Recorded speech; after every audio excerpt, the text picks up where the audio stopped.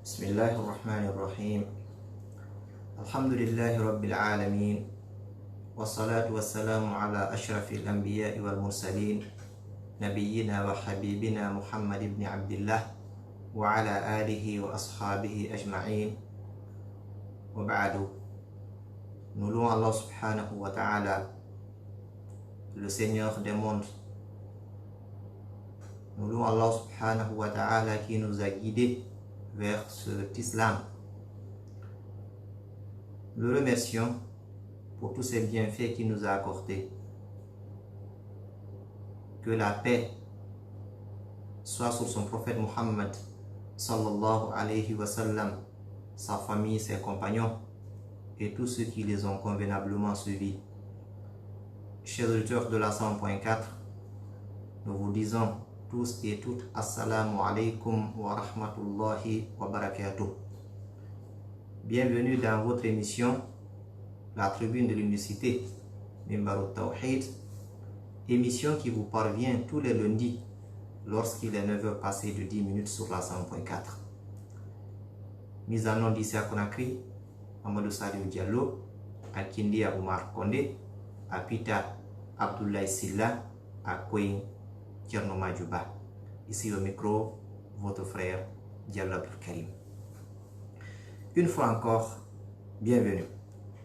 Nous sommes toujours avec notre éminent cher, Cheikh Barbahari rahimahullah ta'ala, à travers son document Sharh Sunnah, commenté par l'éminent Cheikh Saleh Al-Fawzan hafidahullah ta'ala.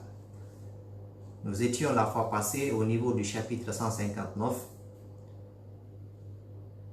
chapitre dans lequel le Cheikh nous parlait des personnes qui posaient des questions par rapport aux attributs d'Allah subhanahu wa ta'ala. Et le Cheikh nous avait dit dans ce chapitre, au début de ce chapitre, il nous avait dit que lorsque vient vers toi une personne qui demande, qui pose des questions sur sa religion, qui pose des questions parce qu'il a des parties non comprises de sa religion, il veut donc la droiture, accepte-le, parle-lui, explique-lui les principes, les règles dont il a besoin. Par contre, si la personne vient vers toi pour s'aimer du désordre, pour égarer les gens, pour se baser sur des versets qui ont double signification, des versets mutashabihat, dans l'intention de nuire, dans l'intention d'égarer les gens, alors le Cheikh nous avait dit, prends garde à lui, méfie-toi de lui, éloigne-toi de lui. C'est une personne qui veut t'égarer.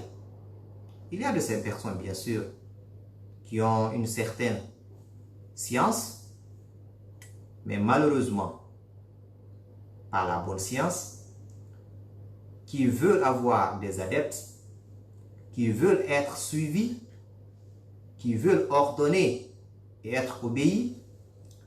Qu'est-ce qu'ils font? Ils vont dans le Coran, ils vont dans les hadiths, ils prennent des parties équivoques, des parties qui ne sont pas claires, des parties pour lesquelles on peut donner plusieurs sens de signification, d'explication.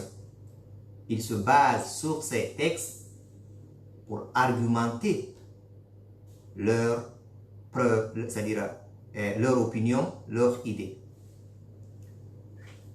Donc, raison pour laquelle le Cheikh nous met en garde contre ces personnes. Alors, nous allons toujours continuer avec ce chapitre. Chers frères et sœurs en islam, la suite, le Cheikh dit وَعَلَمْ أَنَّ الدِّينَ هُوَ التَّقْلِيدُ وَالتَّقْلِيدُ لِأَصْحَابِ رَسُولِ اللَّهِ صَلَّى اللَّهُ عَلَيْهِ وَسَلَّمَ.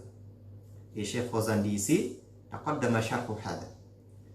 Et ce chapitre nous dit, et sache que la religion est le suivi. Ad-dinu huwa at-taqlid. Walakin ayu taqlidin ya fata? Taqlidu ou taqlidun li ashabi rasulillah.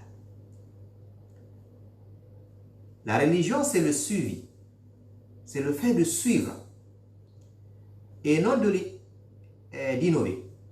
Mais attention, toi jeune, il s'agit de quel suivisme?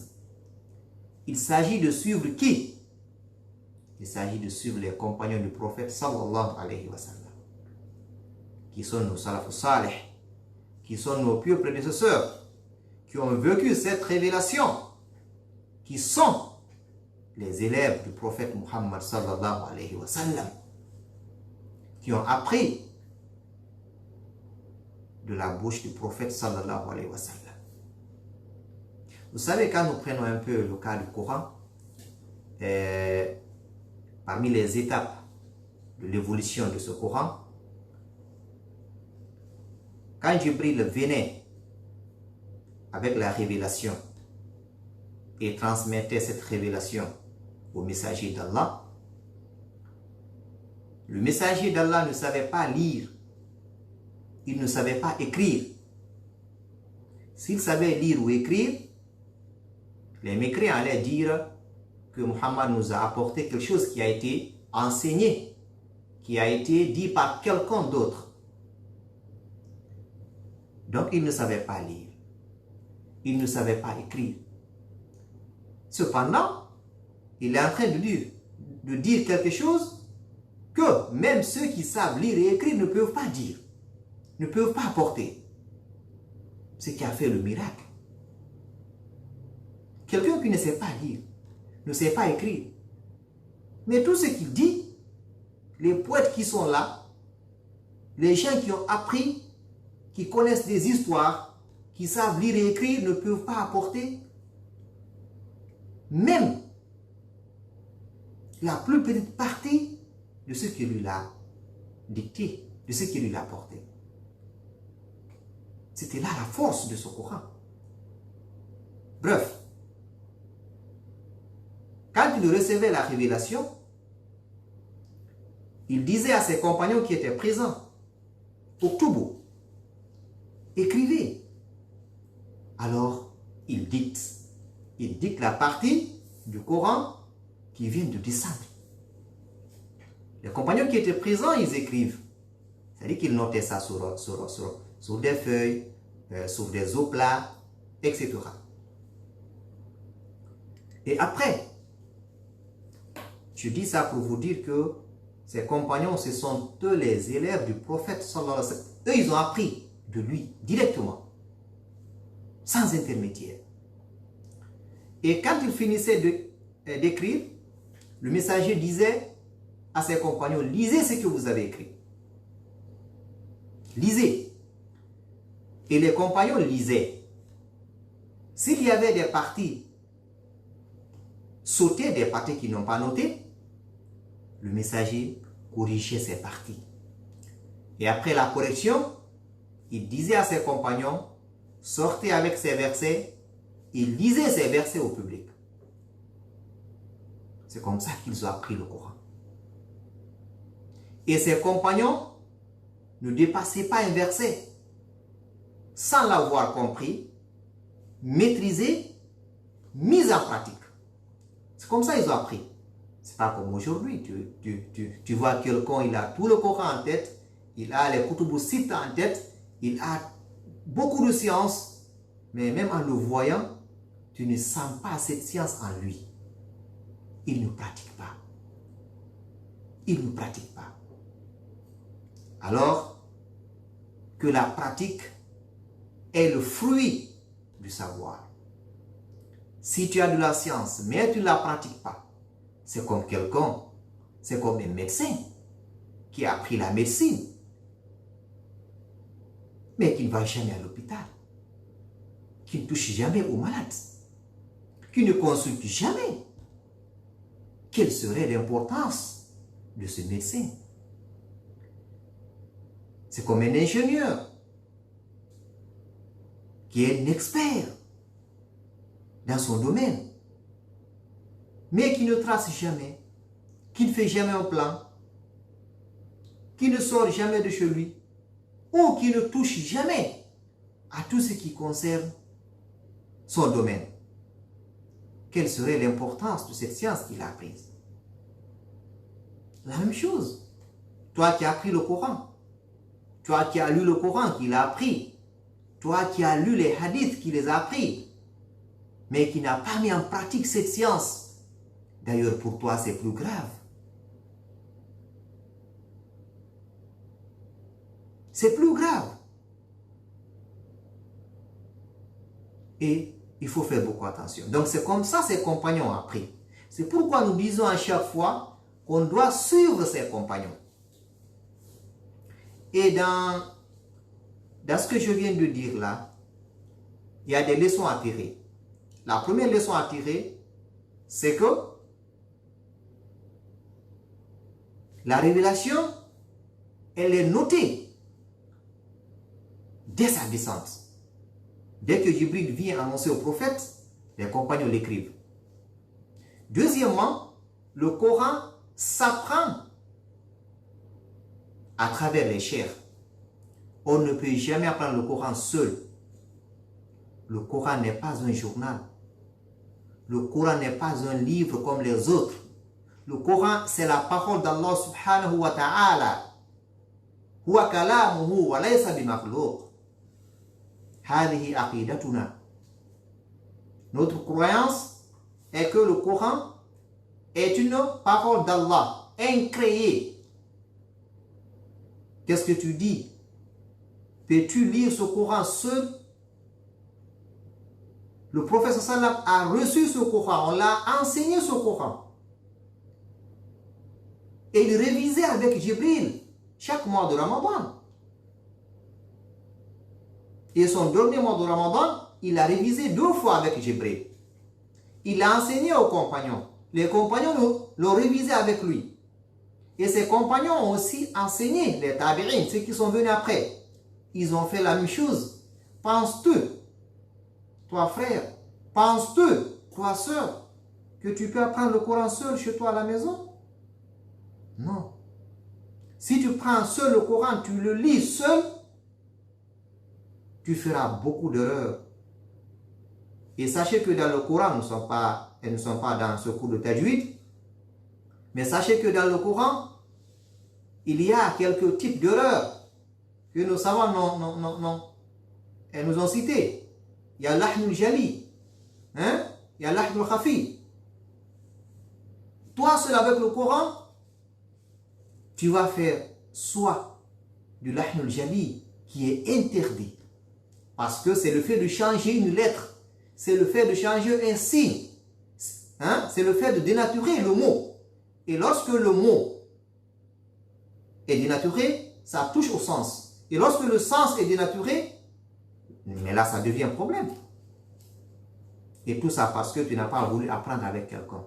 Par la grâce d'Allah subhanahu wa ta'ala, aujourd'hui on a tous les moyens, même avec WhatsApp, avec Telegram, tu peux rester chez toi couché. Tu apprends avec le chef. Sans nous rencontrer. Mais mon frère, ma soeur, si tu abandonnes tout ça, tu dis non, je n'ai pas le temps, je suis occupé. Ah, là, ça devient compliqué pour toi. Revenons. Et ce chapitre, on l'a déjà explicité l'autre fois. C'est juste un rappel pour dire que cette religion, c'est le suivi. On n'innove pas en l'islam. On n'innove pas. Ça dit qu'on n'envoie pas on ne doit pas apporter de nouveau dans l'islam. Tout est là. C'est complet. Tout ce que tu fais, c'est de chercher ce complet-là. C'est de chercher à comprendre le Coran et la Sunna qui sont les sources de cette religion à travers la compréhension des Sahaba, de nos prédécesseurs. Toujours le chapitre 159 continue. Le cheikh dit وَسَمِعَ رَسُولُ اللَّهِ صَلَّى اللَّهُ عَلَيْهِ وَسَلَّمَ قَوْمًا على باب حجرته يقول أحدهم يقول ألم يقل الله كذا ويقول الآخر ألم يقل الله كذا فخرج مغضبا فقال أبهذا أمرتكم أم بهذا بعثت إليكم أن تضربوا كتاب الله بعضه ببعض فنهاهم عن الجدال. Très important. Le prophète sallallahu alayhi wa sallam entendit depuis ses appartements les gens dont l'un d'eux disait Allah n'a-t-il pas dit ceci? Et l'autre disait Allah n'a-t-il pas dit ceci?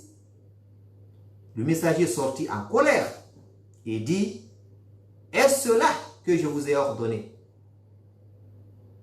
Est-ce pour cela que j'ai été envoyé vers vous pour que vous exposiez le Coran entre vous de la sorte? Il leur a interdit de débattre de la sorte. Et Cheikh Fawzan hafidhahullah ta'ala, il dit ici al-munadharatu innama yakunu fil ashiya'i al-khafiyya allati la yudra man al-haqqu ma'a. Le débat, écoutez bien, le débat en islam se fait sur des sujets confus, des sujets cachés, qui ne sont pas clairs. On ne sait pas vraiment où se trouve la vérité. Alors deux savants, deux personnes qui ont de la science, qui savent faire de l'istinbat, faire de sortir les règles, le fait de mettre en évidence les règles, peuvent débattre sur un sujet. Pourquoi? Pour mettre en évidence la vérité pour les musulmans.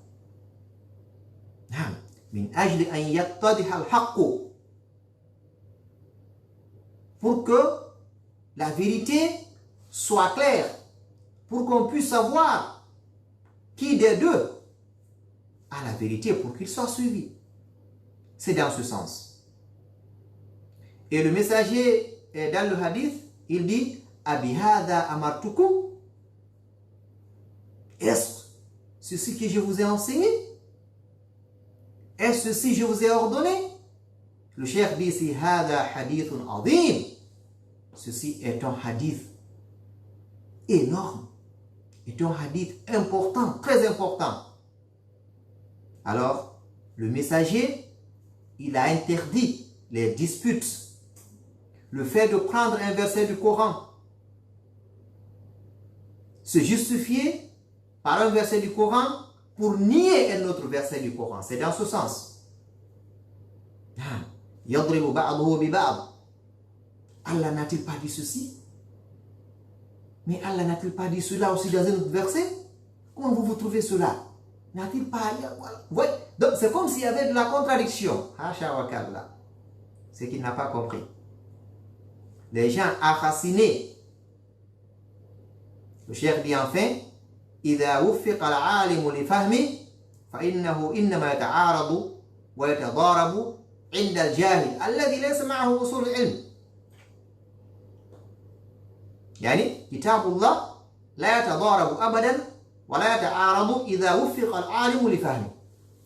Lorsque le savant a une bonne compréhension du Coran et de la Sunna, il trouvera que le Coran et la Sunna ne se contredisent jamais. Le Coran entre lui ne se contredit pas. La Sunna, même chose, et la Sunna ne contre jamais le Coran. Jamais plus grand, jamais.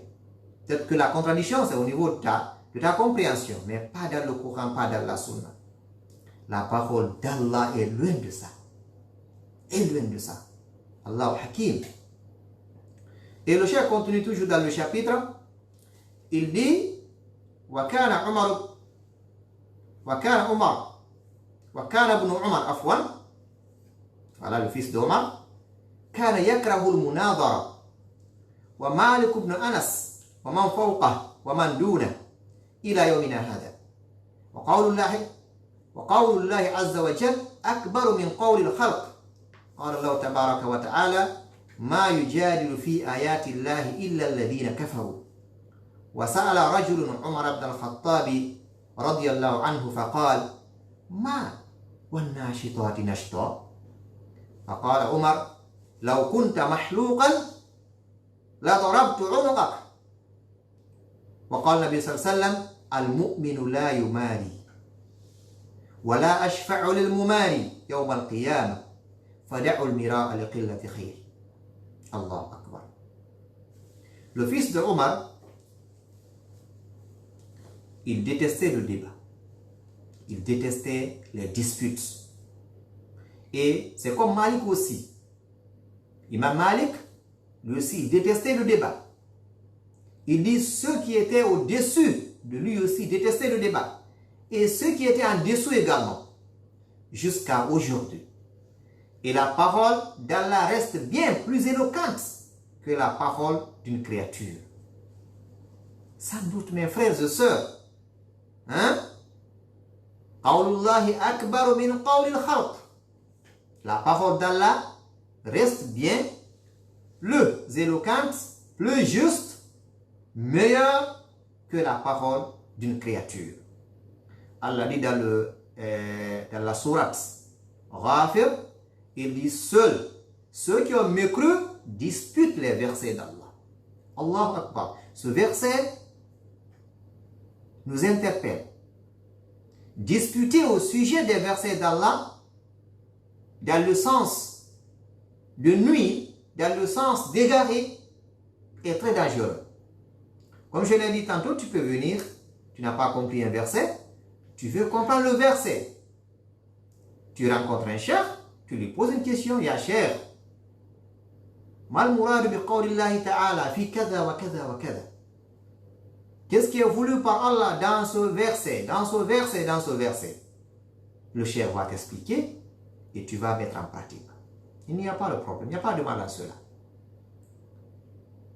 Mais nous allons voir, et tout à l'heure, quelqu'un qui était venu poser une question à Omar et sa réponse. Donc, Allah dit, seuls ceux qui ont mécru disputent les versets d'Allah. Et l'homme interroge à Omar, radiallahu anhu, et lui dit, qui sont ceux qui sont cités dans ce verset? C'est-à-dire ceux qui recueillent avec douceur. Qui sont-ils? C'est-à-dire que ça veut dire quoi? Et Omar lui répondit, il dit, si tu avais été rasé de la tête, c'est-à-dire que si tu avais les caractéristiques des Khawarij, parce que c'est eux qui rasent leur tête, il dit, j'aurais frappé ta nuque. Autrement dit, je t'aurais tué. Et le prophète dit, le croyant n'est pas un querelleur. C'est-à-dire quelqu'un qui dispute pour se quereller, quelqu'un qui dispute pour égarer. Yani al-mumari, c'est disputer dans le néant, disputer juste pour tromper les gens, disputer juste pour faire perdre le temps. Comme ce que nous voyons aujourd'hui. Des débats insensés, des débats non fondés, des débats qui n'apportent rien, absolument. Allah n'aime pas ça. Le messager l'a détesté et l'a interdit. Et écoutez bien ce hadith. Le croyant n'est point querelleur, disputeur dans le sens de nuire, de s'aimer de la haine, du désordre.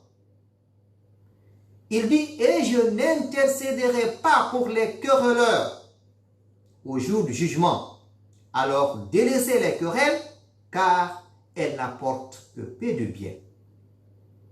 Ya salam. Combien de disputes nous vivons aujourd'hui? Combien de débats nous vivons aujourd'hui? Faisons beaucoup attention. Comprenons bien ce hadith et mettons-le en pratique. Que nos débats soient des débats qui construisent et non qui détruisent. Que les débats soient des débats qui nous font avancer, qui nous font progresser dans notre religion et dans notre vie.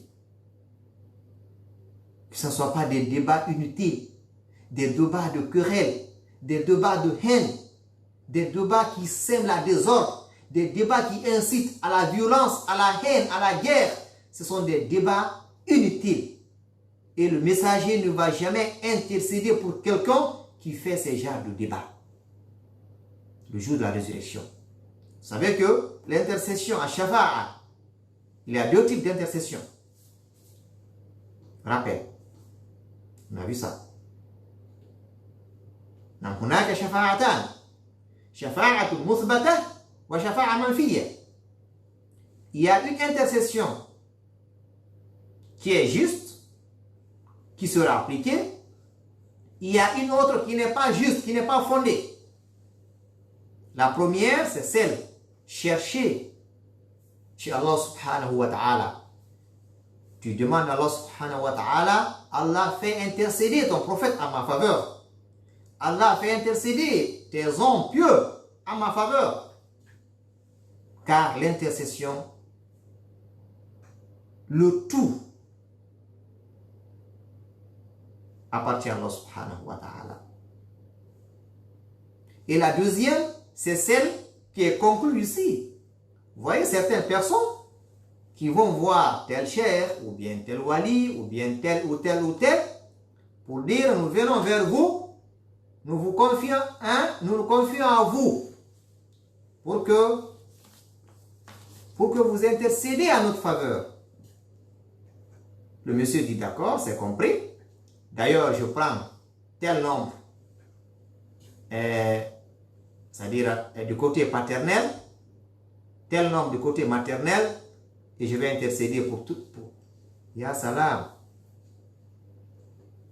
C'est impossible. C'est Allah qui connaît qui va intercéder. Écoutez bien. C'est Allah qui connaît pour qui on va intercéder. C'est Allah qui connaît le moment de l'intercession. C'est Allah qui donne l'ordre. Va faire. Alors cherche chez Allah subhanahu wa ta'ala. Il est normal, il est autorisé de demander à Allah subhanahu wa ta'ala de faire intercéder quelqu'un de sa créature en ta faveur. Ceci est permis. Allah shafi' nabiyyaka fiyya. Allah fait intercéder ton prophète à ma faveur. Fais que le prophète intercède, plaide. Ceci est permis. Alors, fais-le. Ne te trompe pas avec les gens ici dans ce bas monde. À l'au-delà, nulle âme ne pourrait ou ne pourra aider une autre. Quand tu vas fuir ta maman, tu vas fuir ton papa, tu vas fuir tes enfants, tu vas fuir ton épouse, tu ne veux pas les rencontrer, tu ne veux même pas les voir. يوم يفر المرء من أخيه وأمه وأبيه وصاحبته. Et ce monsieur qui viendra dire non, attends, moi je vais t'aider. À l'au-delà, c'est chacun pour soi.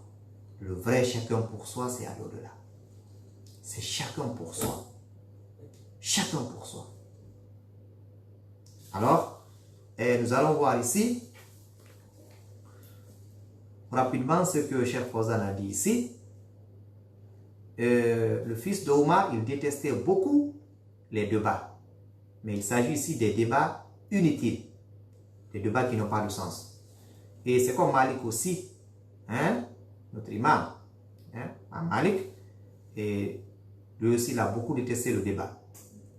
Et quand nous prenons l'imam Ash-Shafi'i, lui d'ailleurs, lui disait souvent, il dit, gêné, parce que lui débattait avec les gens, dans le sens de ramener ces derniers vers la droiture. Il dit, je n'ai jamais débattu avec quelqu'un, sauf que j'ai aimé que la vérité soit avec lui, pour que j'en bénéficie. Regardez bien. Quelqu'un qui débat avec un autre, il souhaite que la vérité soit avec son interlocuteur pour que lui la bénéficie. Vous voyez les intentions de ces gens? Vous voyez comment ces gens avaient des cœurs sains? Le problème, c'est le cœur. Comme cela a été dit par le prophète sallam. La chair qui est dans dans cet être. إذا صلح صلح الجسد كله. S'il est sain, tout le corps est sain. Mais s'il est malade aussi, tout le corps est malade. Alors, le cœur. Tu as un bon cœur? Dis-toi que Alhamdulillah. Tu as un mauvais cœur? Cherche à améliorer ton corps, mon frère, ma soeur. C'est le moteur. C'est l'essence. C'est pas ce corps-là, c'est pas cette beauté physique, c'est pas cette peau. Non, c'est pas ces charmes, c'est pas ce qui intéresse Allah subhanahu wa ta'ala. Inna Allah la yanzuru ila ajsamikum wala ila suwarikum walakin yanzur ila qulubikum. C'est là. Allah n'a pas besoin de ce corps. C'est lui qui a créé ça.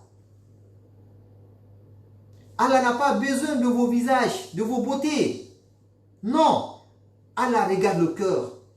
C'est le cœur et le travail, l'œuvre qui l'intéresse. La haine, les rancunes, abandonnez-les. Abandonnons tout ceci, c'est pas bon. Déteste quelqu'un parce qu'il fait du mauvais. Pas parce qu'il n'est pas de ta race, n'est pas de ton ethnie, n'est pas de ta région. Tu le fais, mon frère, tu le fais, ma soeur, tu perds ta foi. Je l'ai toujours dit ici. Nous savons que parmi les conditions de la ilaha illallah, pour que la ilaha illallah soit bénéfique, il faut les conditions.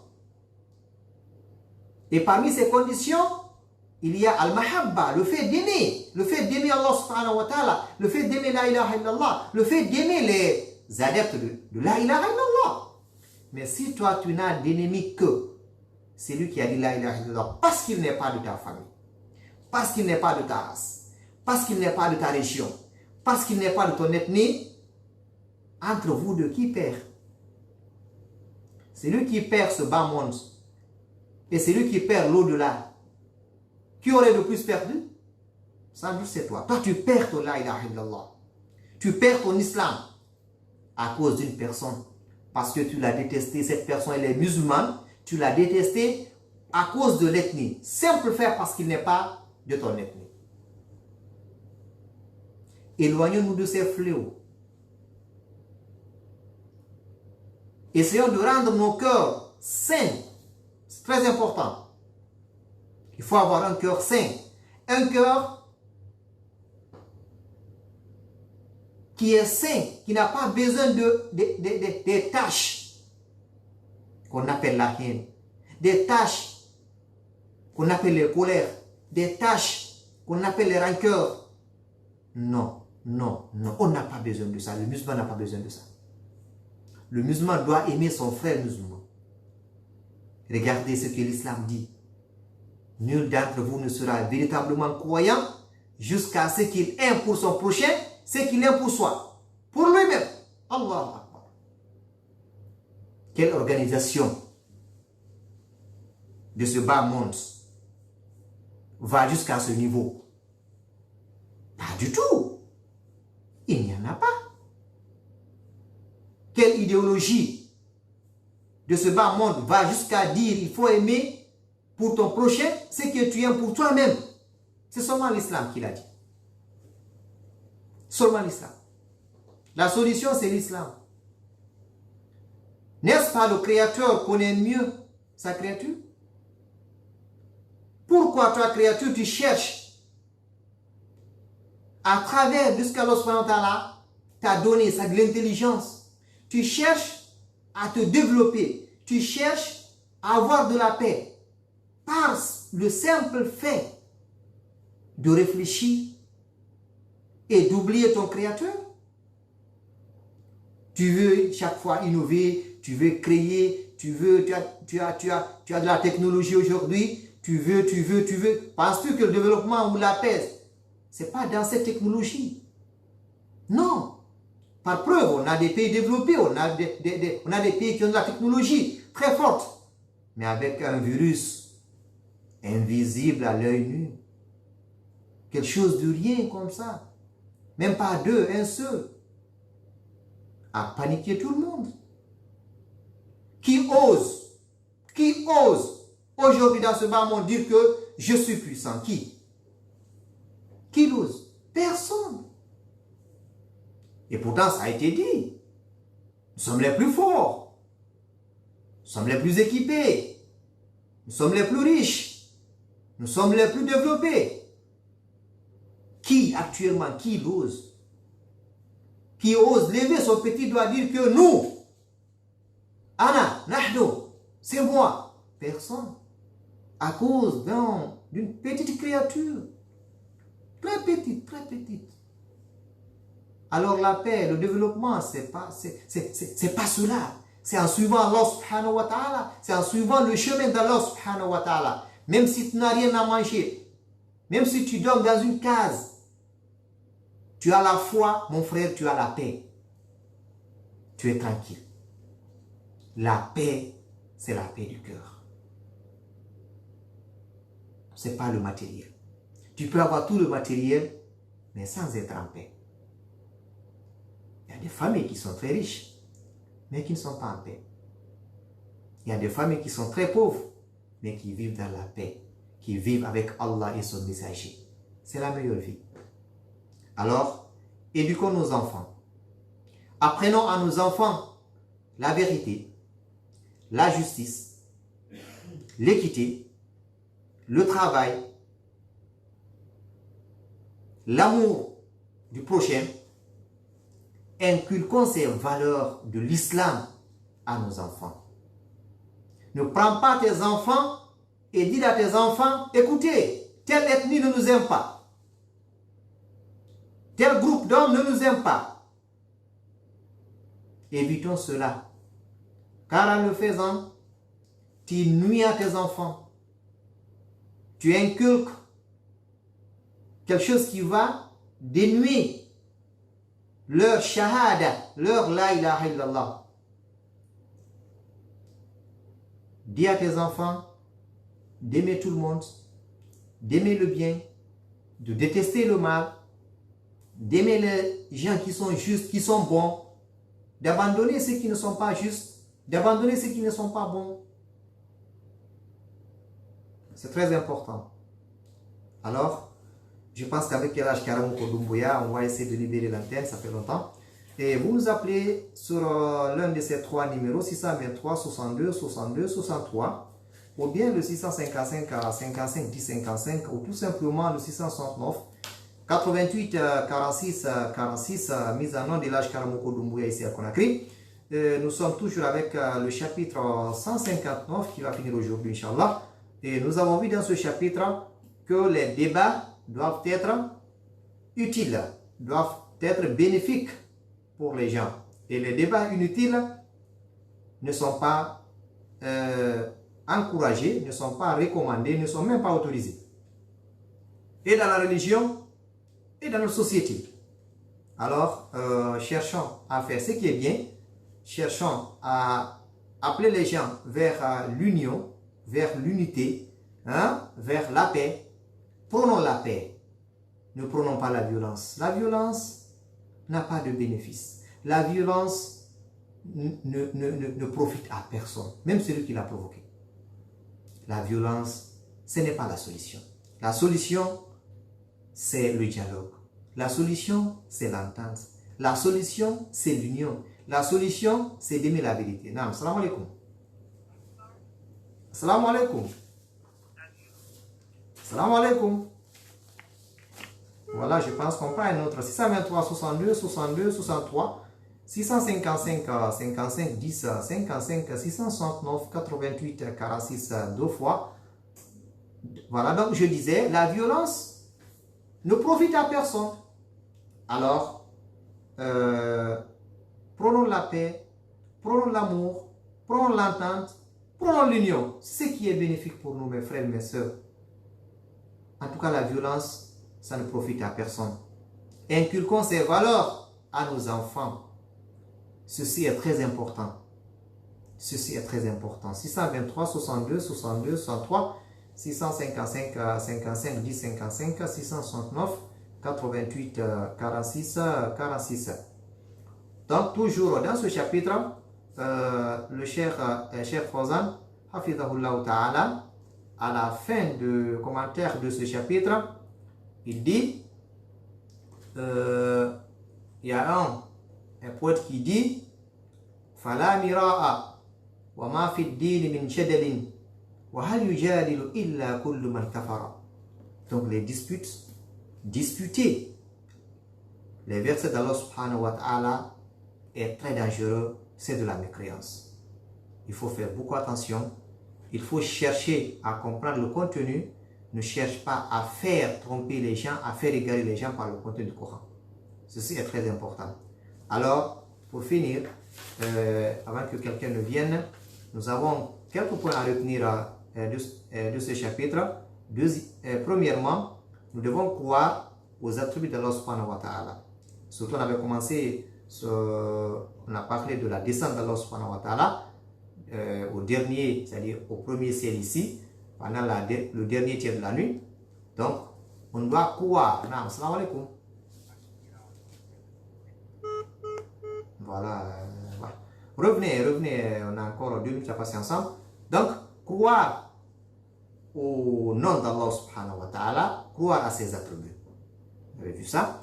Et croire qu'Allah sera vu à l'au-delà. Ceux qui seront dans le paradis verront Allah subhanahu wa ta'ala. Et nous devons aussi savoir que ce chapitre nous guide,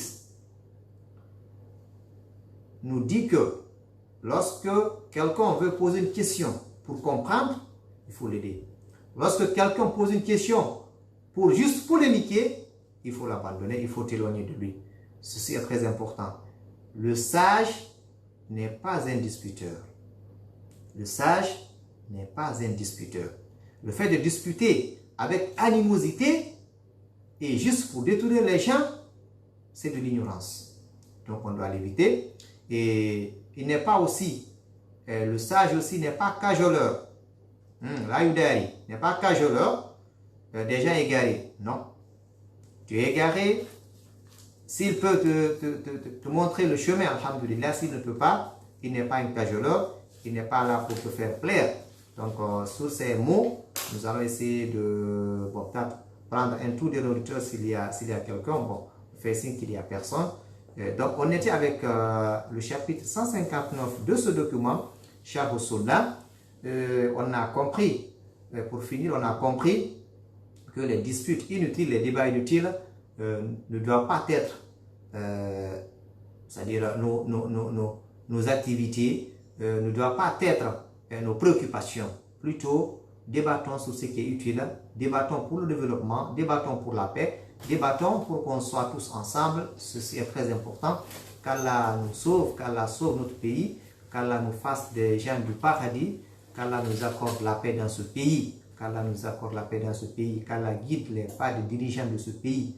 Toute personne qui veut du bonheur pour ce pays, qu'Allah l'accompagne, qu'Allah l'accompagne, qu'Allah nous donne des cœurs sains, qu'Allah assainisse nos cœurs, qu'Allah nous accorde des cœurs sains, vides de toute rancœur, vides de toute haine.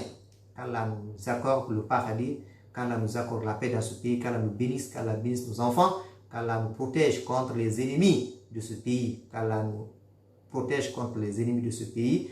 Était avec vous, mise en nom d'Issa Konakri, et là, je suis Koudoumbouya, Kindia, Konde Oumara, Pita, Sela Abdullah, Konchano Madiba. Du côté Facebook, on avait Tiano Ramadan Ba. Ici au micro, votre frère Diallo Abdou Karim.